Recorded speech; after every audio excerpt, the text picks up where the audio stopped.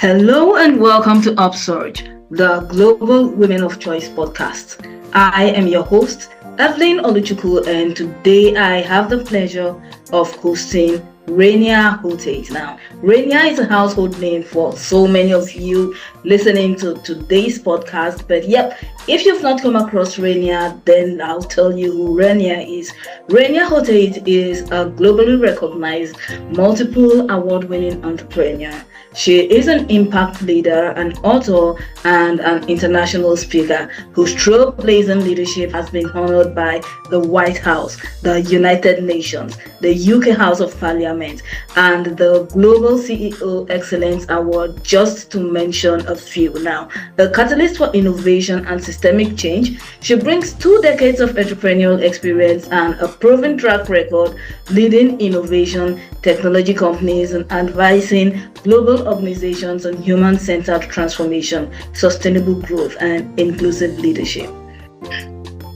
Her work has supported the adoption of sustainable practices across more than 2,000 businesses and improved the livelihoods of over 2 million industrial workers worldwide, reflecting her deep commitment to the United Nations Sustainable Development Goals.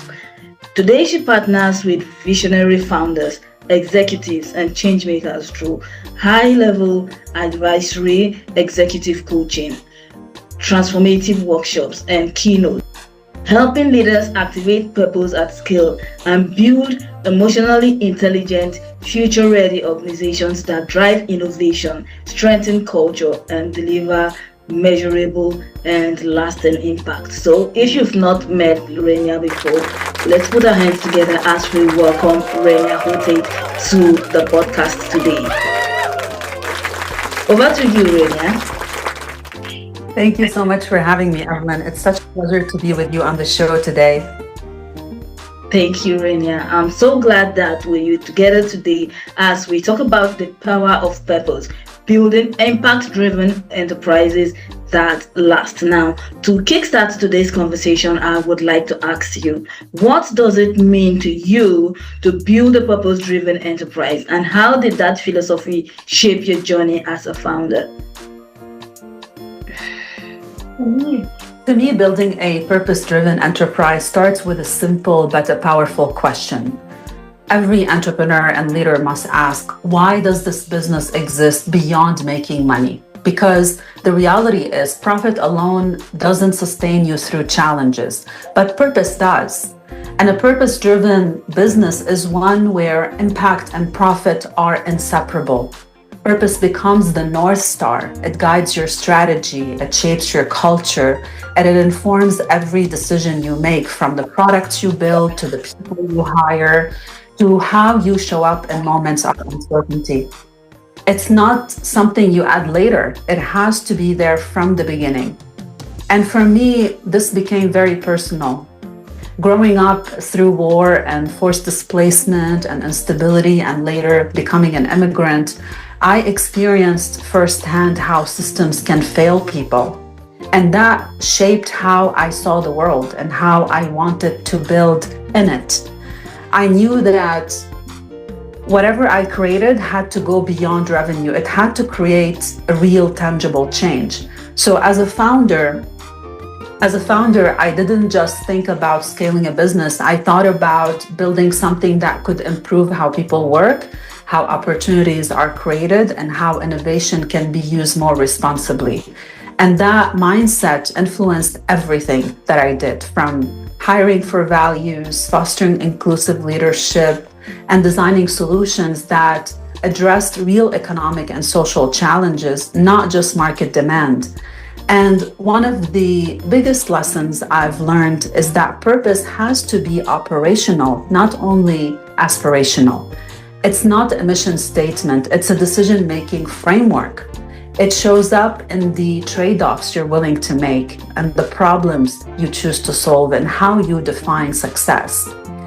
When purpose is clear and lived consistently, something powerful happens. Teams align more deeply. Innovation becomes more meaningful, and resilience increases because people are connected to something bigger than themselves.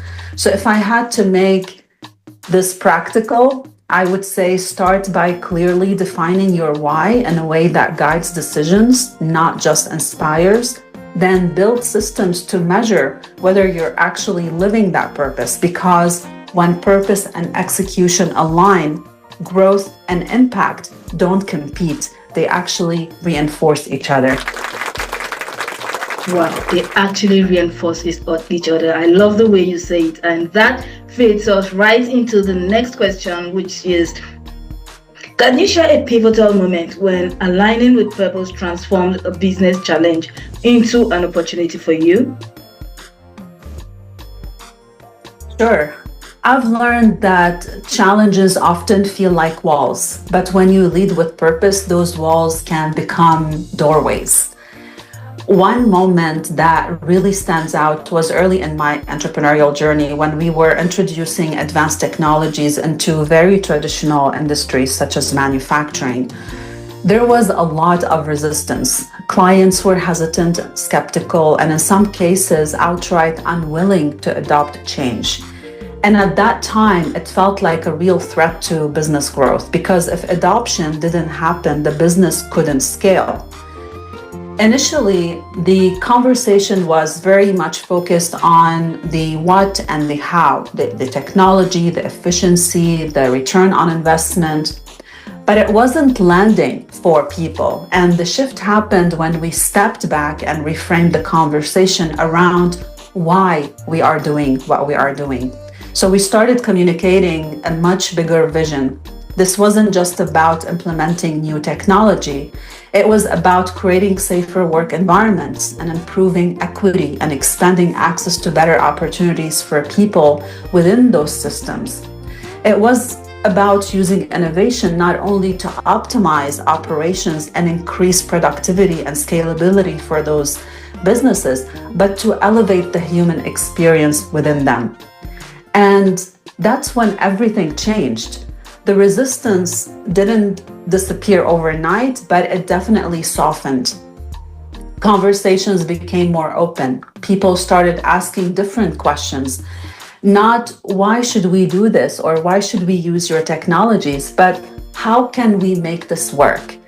And that shift led to deeper trust and stronger partnerships and ultimately opportunities we hadn't initially anticipated.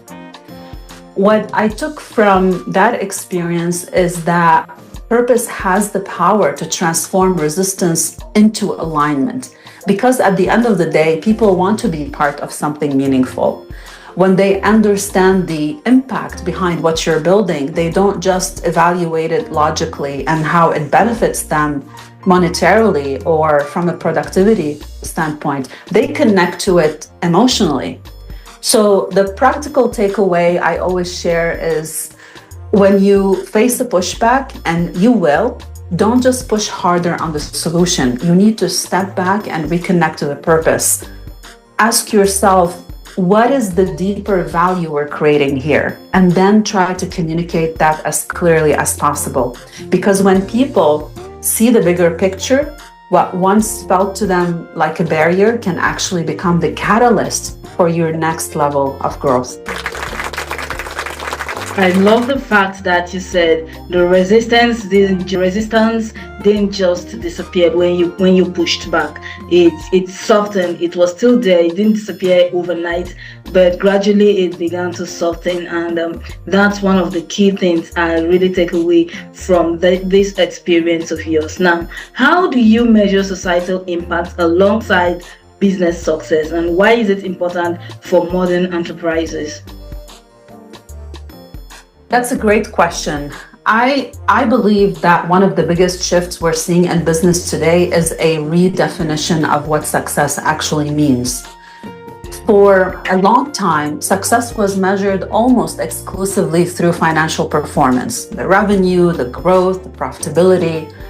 And while those are, of course, still important, they're no longer sufficient on their own. Very early on in my journey as CEO, I realized that if we were serious about building something purpose-driven, we couldn't just talk about impact. We had to measure it with the same level of rigor as we measure financial results, because what you measure is what you prioritize.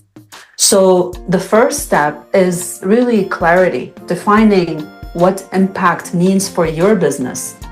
That could be expanding economic opportunity, improving equity, enhancing workforce conditions, or reducing environmental impact. Those are the areas that we actually focused on. But the point is, it has to be specific and aligned with your core mission, not something generic or disconnected from your operations. The second step is translating that into concrete, measurable metrics. In my experience, that meant tracking things like improvements in workforce safety, things like increasing access to opportunities, especially for women and underserved groups, and reducing inefficiency and waste through better systems.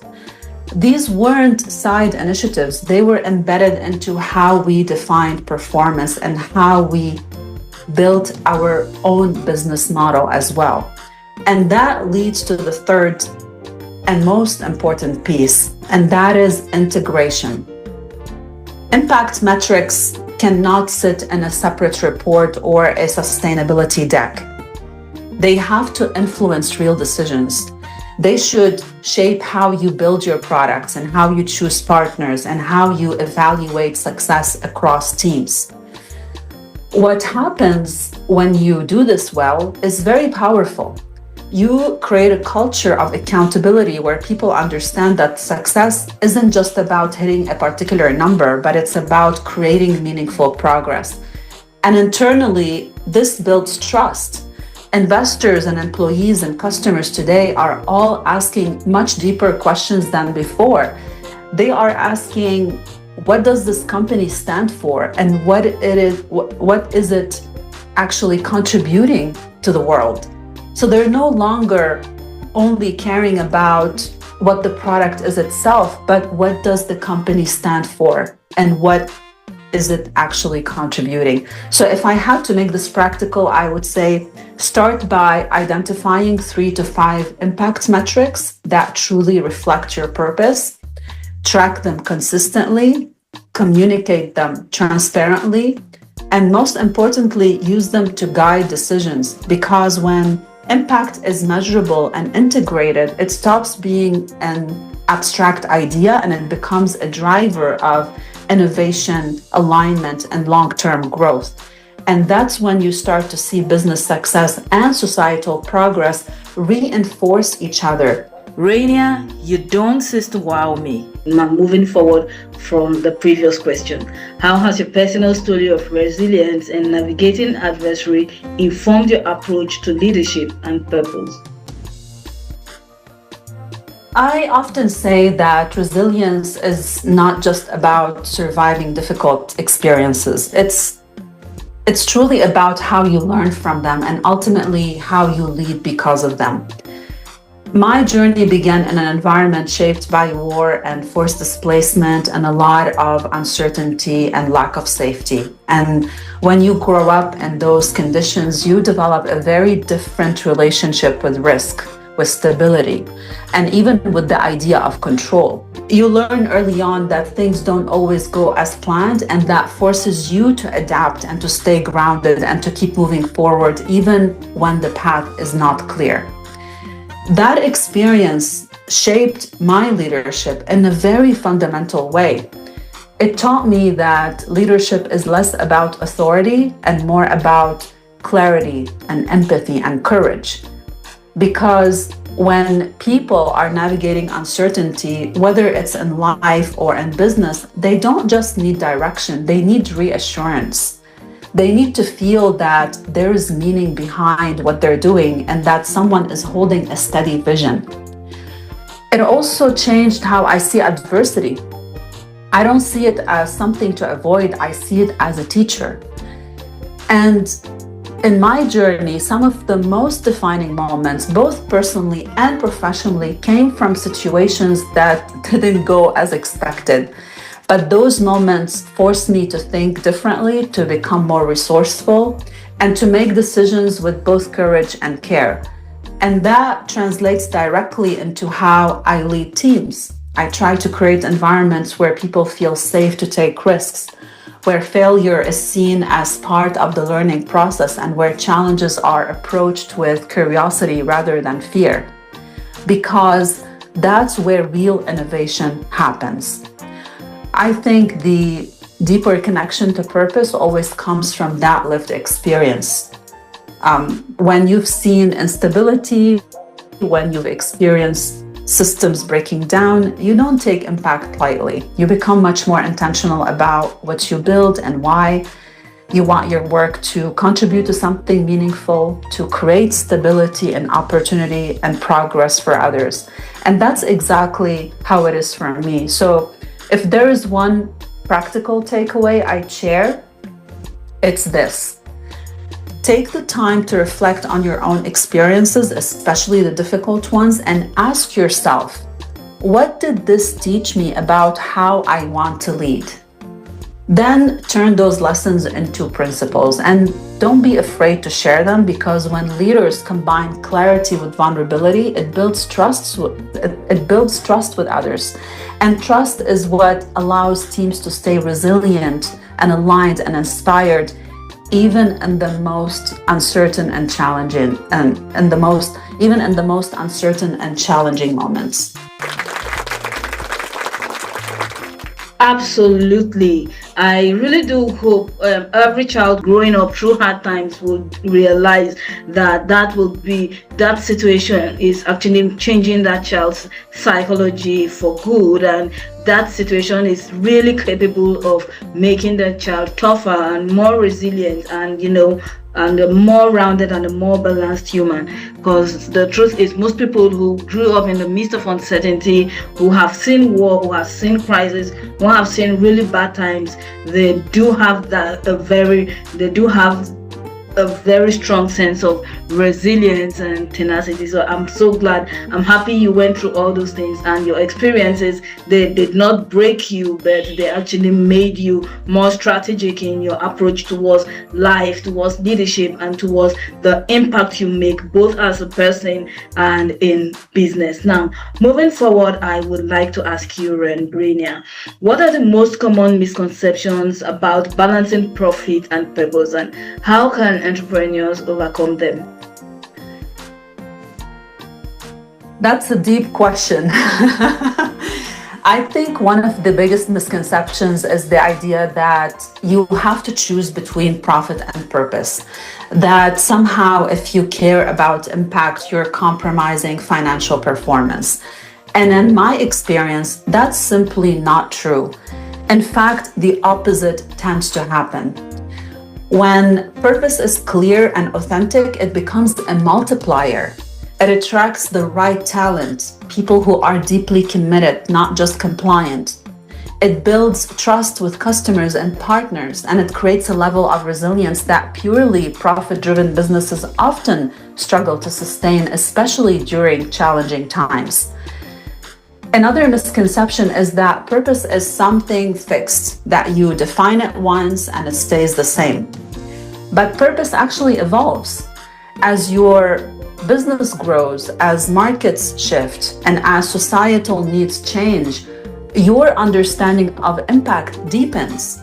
And if you're not allowing your purpose to evolve with that, you risk becoming disconnected from the very problems you set out to solve. I've also seen many founders treat purpose as a message rather than a system. They talk about it externally, but internally it's not influencing decisions.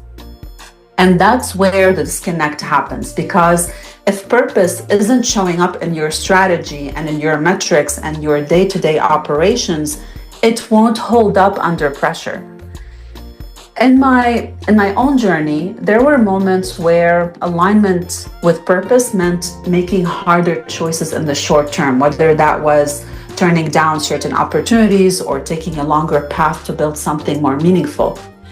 But over time, those decisions led to stronger relationships and deeper trust and more sustainable growth.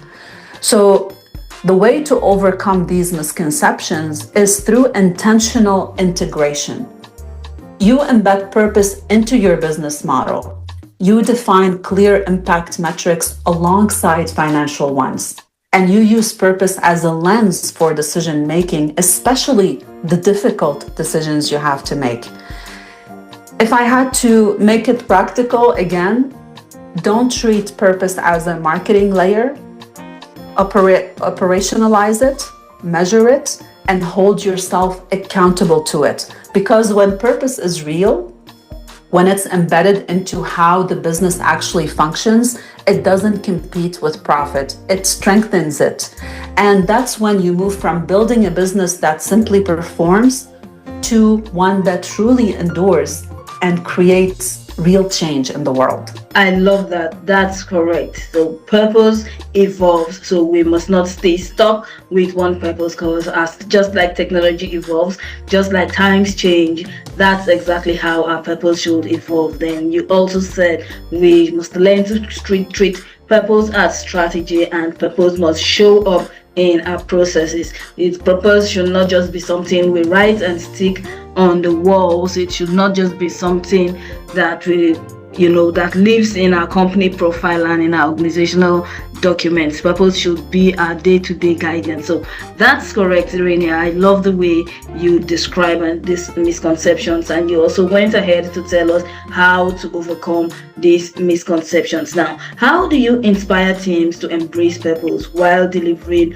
measurable results? I know you've touched on that, but right now I want you to just pick on that specifically. How do you inspire teams to embrace purpose while delivering measurable results? I think inspiring teams to embrace purpose while still delivering strong results really comes down to three things: clarity, consistency, and connection. First, clarity. People need to deeply understand the why behind what they're doing, not just the task or the target, but how their work connects to something bigger than themselves. When that clarity is missing, work becomes transactional, but when it's present, it becomes meaningful. Second, consistency. Purpose can't be something you talk about occasionally. It has to be reinforced constantly in how you communicate and how you make decisions and what you choose to recognize and celebrate. In my experience, teams don't learn purpose from mission statements. They learn it from what leadership consistently values in action. So I've always made it a point to recognize not only commercial achievements, but also the moments where teams created real impact, whether that's improving processes that affect people's lives or contributing to broader social outcomes. Third is connection. People are most engaged when they see the impact of their work in the real world.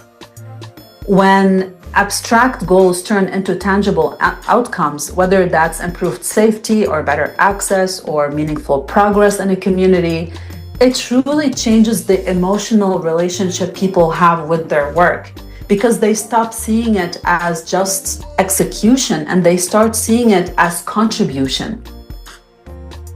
One of the most powerful tools I've seen for this is storytelling.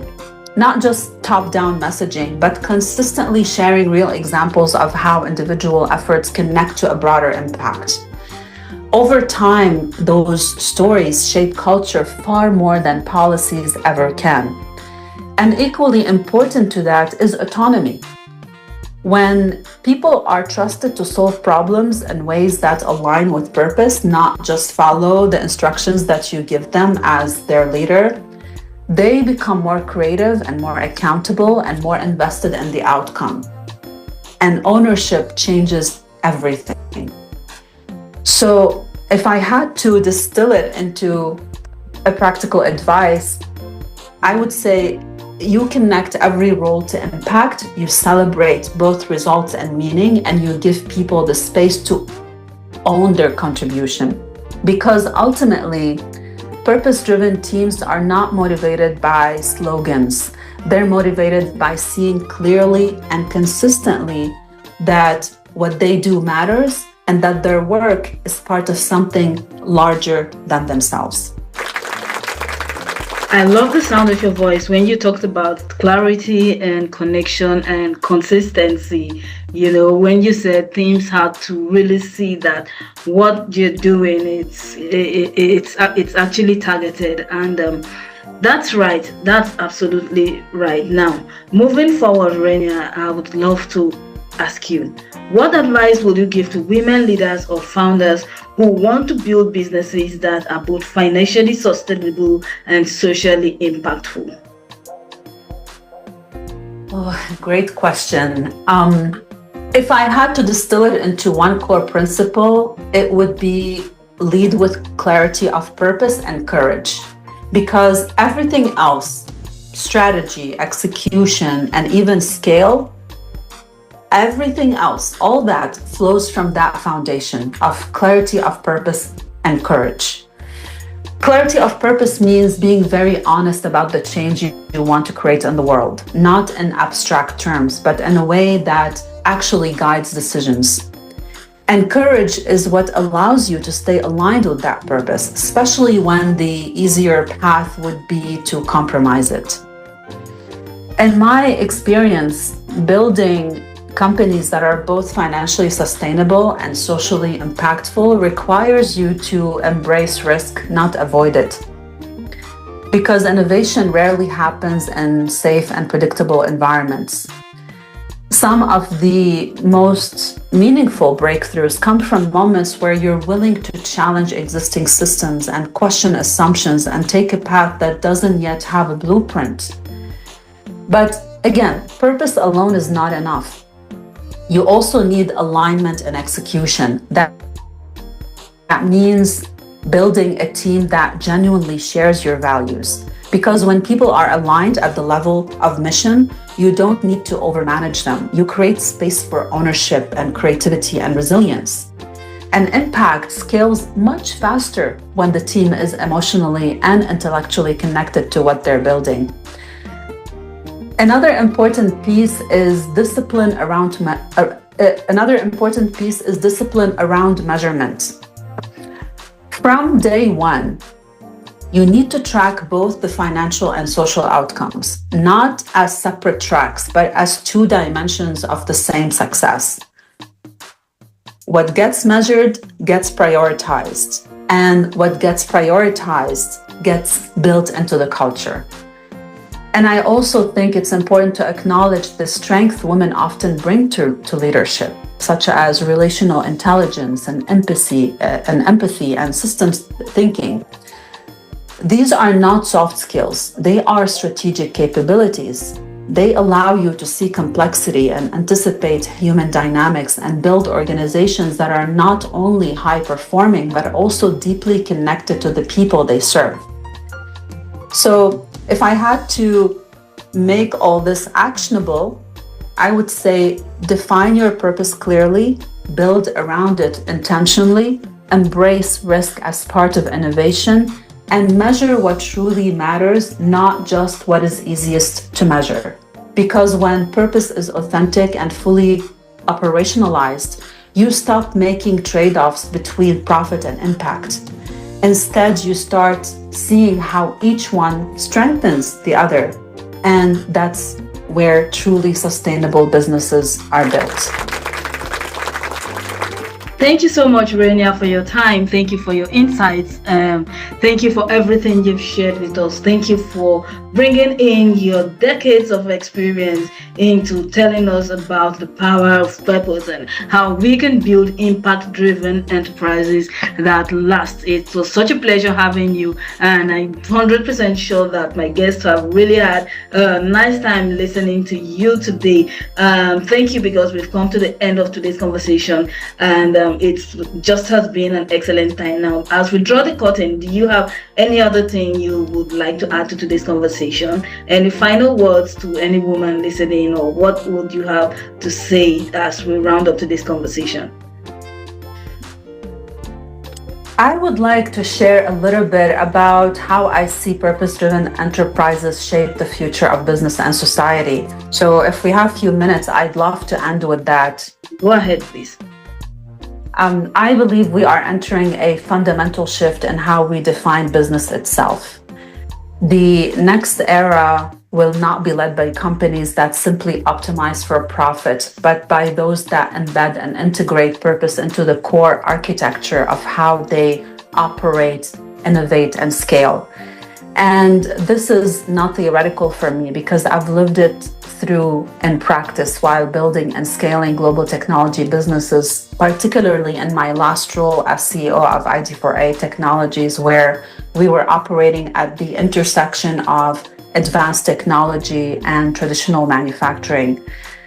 What I saw very clearly is that innovation alone is not enough. You can introduce the most advanced systems, but if they are not connected to a meaningful human or societal outcome, adoption slows, resistance grows, and impact remains limited.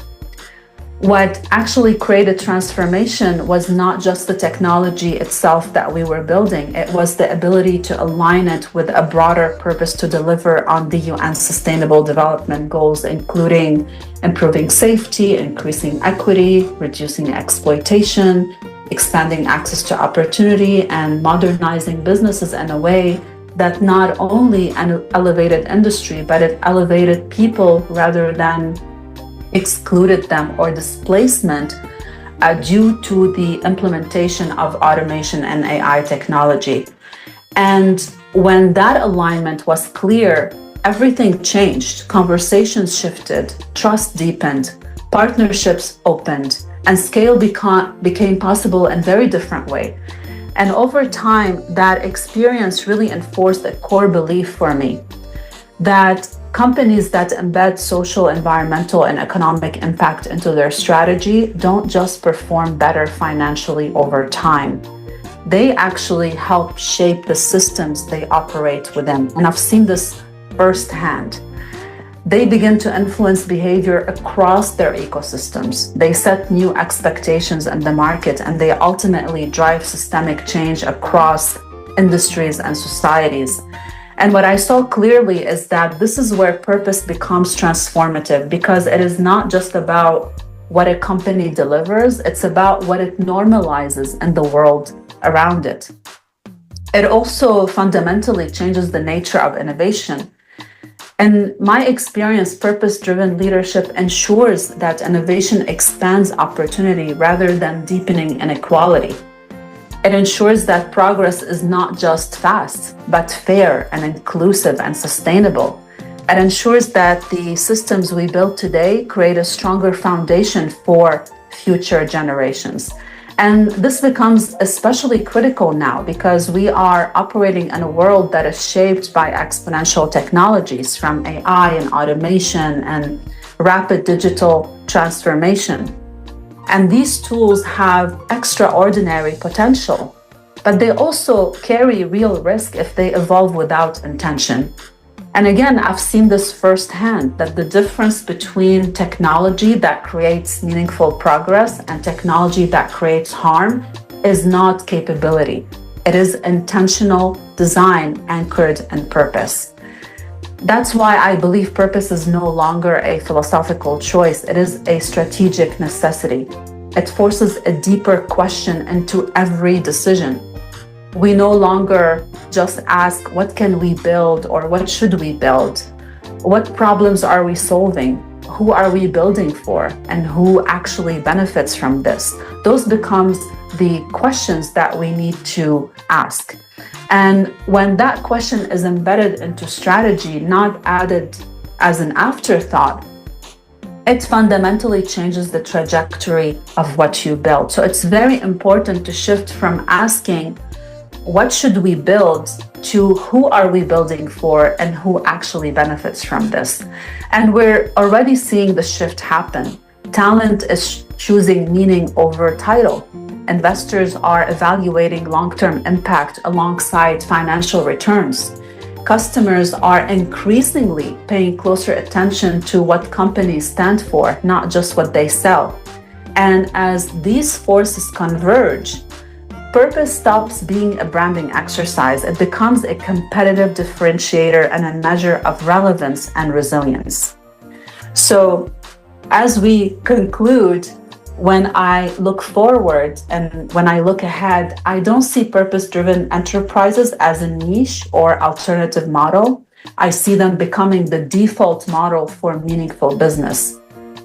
And the organizations that will truly thrive are the ones that solve real problems at scale while creating value not only for shareholders, but for society as a whole. And they will shape systems and influence behavior and redefine what progress looks like across industries.